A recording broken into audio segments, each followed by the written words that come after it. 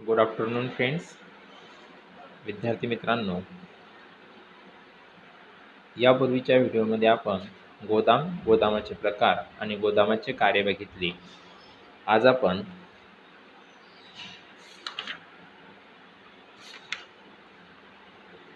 फरक स्पष्ट करा पाहणार आहोत. जीवन विमा, अग्निविमा आणि सागरी विमा. तुम्हाला सिलेबसमध्ये सेकंड जो पार्ट होता संप्रेषण, तो यावर्षी आपल्याला वगळण्यात आलेला आहे. म्हणून आपण जीवन विमा, अग्निविमा आणि सागरी विमा यांचा फरक लक्षात घेणार आहोत. सर्वात आधी जीवन विमा. जीवन विमा हा विमा हमीदार व विमाधारक यांच्यामधील करार असून विमा हमीदार हा विमाधारकास विशिष्ट कालावधी संपल्यानंतर किंवा मृत्यू यापैकी सर्वात आधी जे होईल त्यासाठी भरपाई करण्यास विमाधारकाने विमा हप्ता भरल्यानंतर बांधील असतो. म्हणजे काय तर विमा हमीदार हा विमाधारकास जो विम्याचा जो कालावधी आहे तो कालावधी संपल्यानंतर किंवा मृत्यू यापैकी सर्वात आधी जी गोष्ट होईल ती त्यासाठी भरपाई करण्यास विमाधारकाने विमा हप्ता भरल्यानंतर बांधील असतो. अग्निविमाचा अर्थ पाहत असताना अग्निविमा हा एक करार असून ज्याद्वारे विमा हमीदार हा विमाधारकास आगीमुळे होणाऱ्या नुकसानीची भरपाई हमी देण्यास बांधील असतो. सागरी विमाचा विचार करत असताना सागरी विमा हा समुद्रात उद्भवणाऱ्या धोक्यांच्या नुकसानीपासून संरक्षणाची हमी देतो. म्हणजे समुद्री मार्गाने जेव्हा एखाद्या मालाची वाहतूक करायची असेल, त्या वाहतूक करत असताना त्यांच्यामध्ये होणाऱ्या ऊन, वारा यापासून किंवा पाऊस यापासून होणारे जे धोके असतात त्या धोक्यांच्या नुकसानाची हमी देण्यासाठी सागरी विमा महत्त्वाचा असतो. अग्निविम्याचा वापर करत असताना आपण काय केलं की अग्निविमा हा आपल्या मालाच्या साठवणुकीच्या वेळी अग्नीपासून होणाऱ्या धोक्यांमुळे त्याचा विमा उतरवला जातो, त्याची हमी देत असतो. जीवन विमा हा व्यक्तींचा संबंधित होता की व्यक्तीचे मृत्यू किंवा त्यांची कालावधी संपल्यानंतर त्या विम्याच्या हमी देत असतो. पुढचा आहे फरक विमाधारक. जीवन विमा हा विमादार स्वतः साठी किंवा अथवा कुटुंबासाठी घेतला जातो. म्हणजे जीवन विमा काढत असताना हा कुटुंबाचा करता स्वतः विमा उतरवू शकतो किंवा आपल्या कुटुंबासाठी सुद्धा विमा तयार केला जातो. नंतर आहे अग्निविमा. अग्निविमा हा विमाधारक त्यांच्या व्यावसायिक मालमत्तेसाठी, मग ती मालमत्ता व्यावसायिक देण्यासाठी घेतला जातो किंवा व्यावसायिक मालमत्तेसाठी विमा तयार केला जातो. सागरी विमा हा सामान्यतः आयातदार, निर्यातदार आणि जहाज मालकीच्या संस्थांमार्फत घेतला जातो. म्हणजे जीवन विमा हा व्यक्ती किंवा कुटुंबासाठी असतो, अग्निविमा हा व्यावसायिक मालमत्तेसाठी, तर सागरी विमा हा निर्यातदार असतील, आयातदार असतील किंवा जहाज मालकीच्या संस्थांमार्फत घेतला जात असतो. नंतर आहे तिसरा मुद्दा विषय बाब. विमाधारकाचे जीवन ही जीवन विम्यामध्ये विषय बाब असते. म्हणजे विमाधारकाचे जीवन आहे हे जीवन ही विम्यामध्ये विषय बाब आहे, तर अग्निविम्यामध्ये संपत्ती आणि मालमत्ता ही विषय बाब असते. सागरी विम्यामध्ये माल, जहाज, वाहतूक या विषयाची बाब असतात. पुढचं आहे विमाहित. जीवन विम्यामध्ये विमाहित हे विमा घेतेवेळी असणे आवश्यक आहे.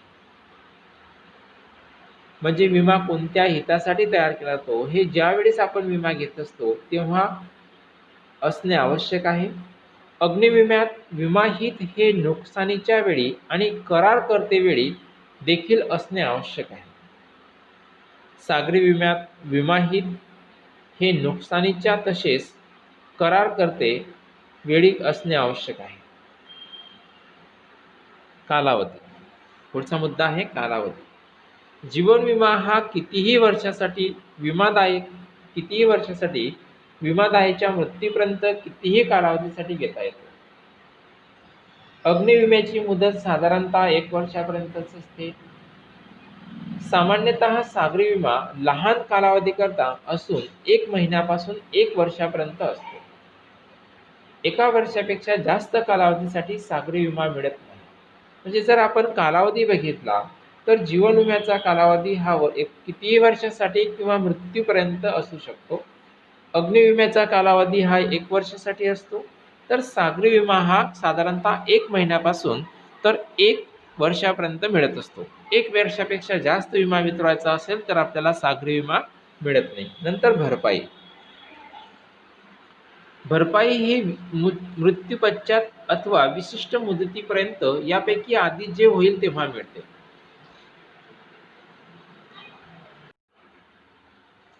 तर अग्निविमा कालावधीत आगीमुळे नुकसान झाल्यास भरपाई मिळते. सागरी विम्यामध्ये विमा कालावधीत सागरी धोक्यांमुळे नुकसान झाल्यास भरपाई मिळते. नुकसान भरपाईचे तत्व. पुढचा मुद्दा आहे नुकसान भरपाईचे तत्व. जीवन विम्यासाठी नुकसान भरपाईचे तत्व लागू नाही, कारण मानवी जीवनाची किंमत पैशात होऊ शकत नाही. म्हणून जीवन विम्यासाठी फक्त नुकसान भरपाईचे तत्व लागू होणार नाही. मानवी जीवनाची किंमत ही पैशात होऊ शकत नाही. नुकसान भरपाईचे तत्व पाहत असताना त्यामध्ये अग्निविम्यासाठी नुकसान भरपाईचे तत्व लागू पडते. सदरच्या नुकसान भरपाईमुळे विमाधारकास नुकसान होण्यापूर्वीच्या आर्थिक परिस्थितीत परत येऊ शकतो. सागरी विम्यासाठी नुकसान भरपाईचे तत्व लागू होते. सदरच्या नुकसान भरपाईमुळे विमाधारकास नुकसान होण्यापूर्वीची आर्थिक परिस्थितीची परत येऊ शकते. पुढची आहे विम्यांची संख्या. एका जीवनासाठी विमाधारक कितीही विमा योजना घेऊ शकतो. एका जीवनासाठी विमाधारक कितीही विमा योजना घेऊ शकतो. सर्व विम्यांमध्ये भरपाई लागू असते. अग्निविम्याचा विचार केला तर अग्निविमा हा साधारणतः एका विम्यात घेता येतो. पुनर्विमा सुद्धा या बाबतीत लागू आहे, परंतु नुकसान भरपाई ही फक्त वास्तविक नुकसानीसाठीच मिळते. अग्निविमा हा साधारणतः एका विम्यात घेता येतो. पुनर्विमा सुद्धा या बाबतीत लागू आहे, परंतु नुकसान भरपाई ही फक्त वास्तविक नुकसानीसाठीच मिळते. इकडे आहे सागरी विमा हा साधारणतः एका विम्यात घेता येतो. पुनर्विमा सुद्धा या बाबतीत लागू आहे, परंतु नुकसान भरपाई ही फक्त वास्तविक नुकसानीसाठीच आहे. म्हणजे अग्निविमा आणि सागरी विमा यामध्ये विम्यांची जी संख्या आहे ती सारखी आहे, परंतु जीवन विम्यामध्ये विचार केला असता तर जीवन विमा हा कितीही विमा योजना आपण घेऊ शकतो. सर्व विम्यांमध्ये भरपाई लागू आहे. नंतर आहे लाभार्थी. जीवन विम्यामध्ये लाभार्थी हा विमादार हयात असल्यास स्वतः अथवा निर्देशित व्यक्ती अथवा कायदेशीर वारसदार असतो. तर अग्निविम्यामध्ये लाभार्थी हा वस्तूंचा अथवा मालमत्तेचे विमा घेणारा विमादार असतो. लाभार्थी हा विमादार व्यक्ती अथवा संस्था असू शकते. शेवटला आहे विम्याचे समर्पण. काही अटींच्या अधीन राहून विम्याचे समर्पण करता येते. अग्निविम्यामध्ये विम्याचे समर्पण होत नाही, तर सागरी विम्याचे समर्पण सुद्धा होत नाही. तर आपण विमा, अग्निविमा आणि सागरी विमा यांचा फरक लक्षात घेत असताना पहिला मुद्दा आपण बघितला की त्यांचा अर्थ बघितला. दुसरा मुद्दा आहे विमाधारक. तिसरा विमा होता विषय बाब. चौथा होता विमाहित. पाचवा कालावधी होता की जीवन विमा आपण बघितलं किती वर्षासाठी घेऊ शकतो. अग्निविमा हा 1 वर्षासाठी असतो आणि सागरी विमा हा 1 महिना किंवा 1 वर्षासाठी असू शकतो. 1 वर्षापेक्षा जास्त कालावधीसाठी तुम्हाला सागरी विमा मिळत नाही. भरपाई पाहत असताना भरपाई ही मृत्यूपश्चात किंवा मुदतपूर्वी संपण्या अगोदर मिळते. मुदत संपल्यानंतर तेव्हाच मिळेल. विमा कालावधीत जर बघितलं तर नुकसान झालं तरच भरपाई मिळेल. अग्नी त्यांचं सागरी विम्यासुद्धा तेच आहे. नुकसान भरपाईचे तत्त्व बघितलं, त्यानंतर विम्यांची संख्या बघितली की जीवन विमा हा कितीही काढू शकतो आणि अग्निविमा हा फक्त एका विम्यात घेता येतो. पुनर्विमासुद्धा लागू आहे, परंतु नुकसान भरपाईची फक्त एका विम्यासाठी मान्य केली जाते. नंतर लाभार्थी बघितलं आणि विम्यांचे समर्पण बघितले. त्यानंतर पुढचा मुद्दा आहे की चालू खाते, बचत खाते आणि मुदत ठेव खाते. आता चालू खाते म्हणजे काय? चालू खाते हे व्यावसायिक संस्था आणि कंपन्या यांच्यामार्फत नियमित बँक व्यवहारासाठी चालवले जातात. बचत खात्याचं बघत असताना बचत खाते म्हणजे बचत करण्यासाठी पगारदार किंवा वेतन घेणाऱ्या अथवा निश्चित उत्पन्न मिळवणाऱ्यांकडून उघडले जाणारे खाते आहे. तिसरं आहे मुदत ठेव खाते. निश्चित रक्कम ठराविक कालावधीसाठी निश्चित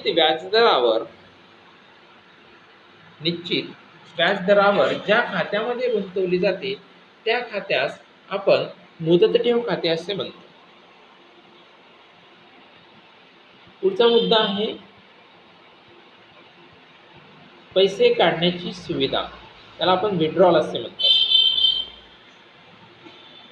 चालू खात्यामध्ये धनादेशाद्वारे या खात्यामधून पैसे काढता येतात. म्हणजे आपला धनादेश असेल तर त्या खात्यामधून या खात्यामधून आपल्याला पैसे काढता येतात. परंतु बचत खात्यामध्ये धनादेशाद्वारे किंवा पैसे काढण्याच्या दस्ताद्वारे पैसे काढता येतात. पुढचं आहे बचत खाते, मुदत ठेव खाते. त्यामध्ये सामान्यतः मुदतीपूर्वी पैसे काढण्यास मुभा नसते. पैसे काढण्यास कमी दराने व्याज दिले जाते. म्हणजे जर आपण एखादी रक्कम मुदत खात्यात ठेवलेली असेल आणि ते मुदतीपूर्वी जर काढायची असेल तर त्याला कमी व्याज दराने दिले जाते. परंतु मुदत संपल्यानंतर जर काढली तर संपूर्ण व्याज आपल्याला मिळत असते. पुढचं आहे सुविधा. चालू खात्यासाठी खाते पुस्तक, धनादेश पुस्तक, खात्यांचा गोषवारा आणि पैसे भरण्यासाठी दस्त या सुविधा दिल्या जातात. म्हणजे चालू खात्यांचा विचार केला तर त्यामध्ये धनादेश पुस्तक असेल, खात्यांचा गोषवारा असेल आणि पैसे भरण्यासाठी दस्त या सुविधा दिल्या जातात.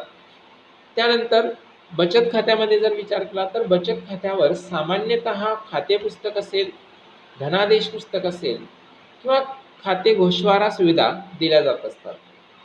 पुढचं आहे मुदत ठेव खाते. त्यामध्ये मुदत ठेव खातेदारांना मुदत ठेव पावती दिली जाते.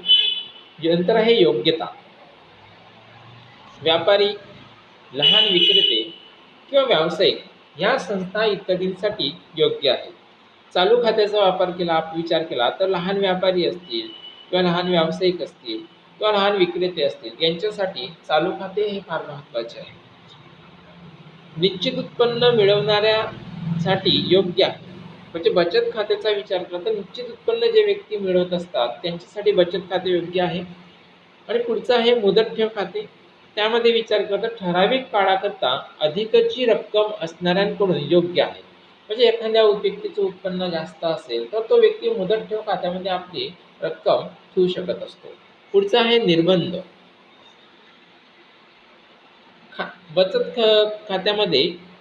चालू खात्यामध्ये निश्चित रक्कम असेपर्यंत कुठल्याही व्यवहारांवर मर्यादा नाही. परंतु बचत खात्यावर पैसे काढण्यासाठी काही निर्बंध असतात. नंतर मुदत ठेव खात्यामध्ये विशिष्ट मुदतीनंतरच पैसे काढण्याचे निर्बंध असतात. नंतर आहे व्याजदर. चालू खात्यामध्ये कुठल्याही प्रकारचे व्याज देय नसते. कमी व्याजदराने बचत खात्यावर व्याज दिले जाते. तर मुदत ठेव खात्यामध्ये जास्त कालावधीसाठी जास्त व्याजदर या तत्वावर व्याज मुदत ठेव म्हणून ठेवीदाराला मिळत असते. नंतर आहे खाते प्रकार. सामान्यपणे चालू खाते निरंतर चालवले जाते, तर बचत खाते सामान्यपणे निरंतर चालवले जाते.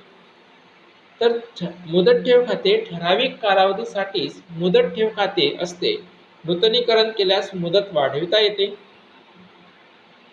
सुविधांचा विचार करतो चालू खात्यावर उचलेची अग्रिम सुविधा दिली जाते, तर बचत खात्यावर अग्रिम सुविधा मिळत नाही. मुदत ठेव रकमेच्या 90% पर्यंत रक्कम कर्ज म्हणून मिळू शकते.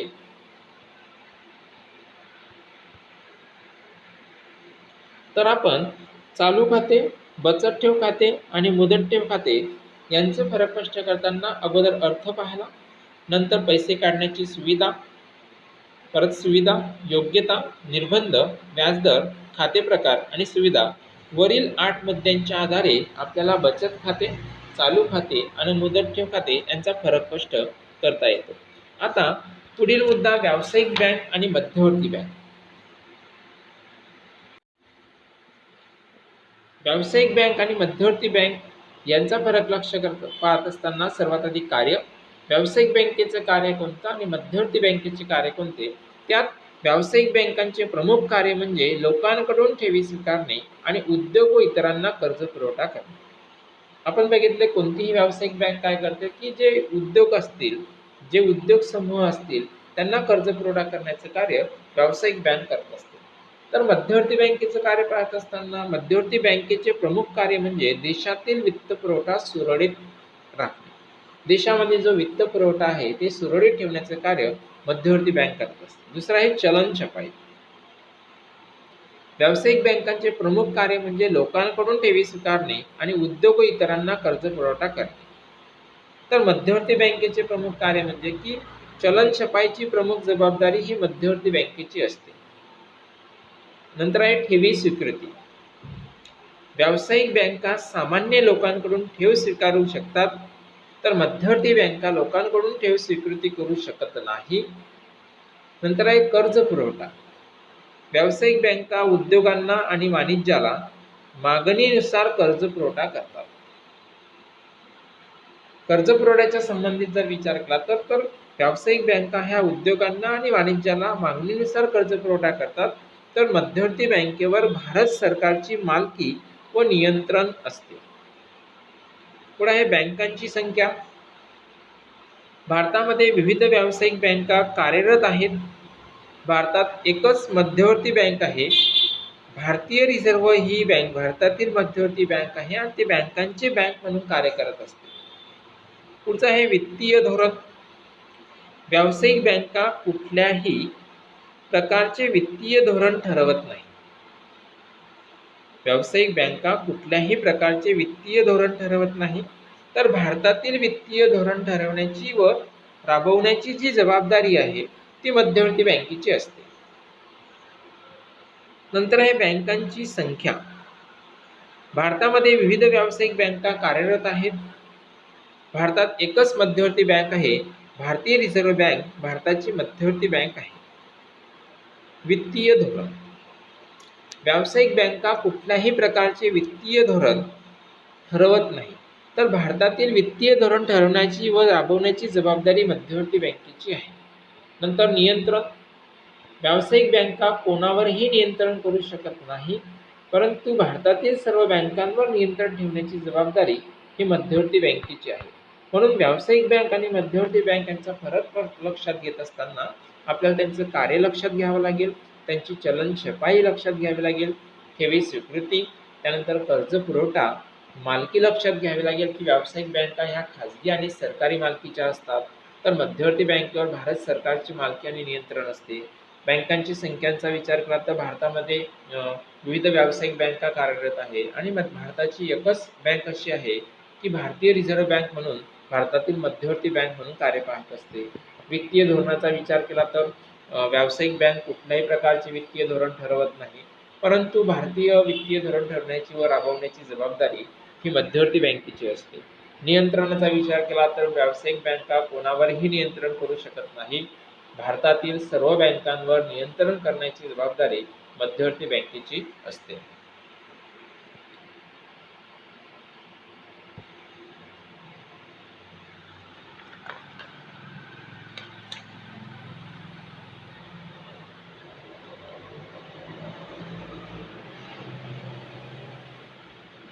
धन्यवाद.